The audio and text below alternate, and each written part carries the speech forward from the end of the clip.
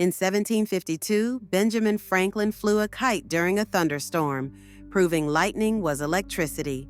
But did you know that in 1859, a solar storm, known as the Carrington event, caused telegraph systems worldwide to fail? Operators reported sparks flying from their equipment, and some even caught fire. This event was so powerful that auroras were seen as far south as the Caribbean.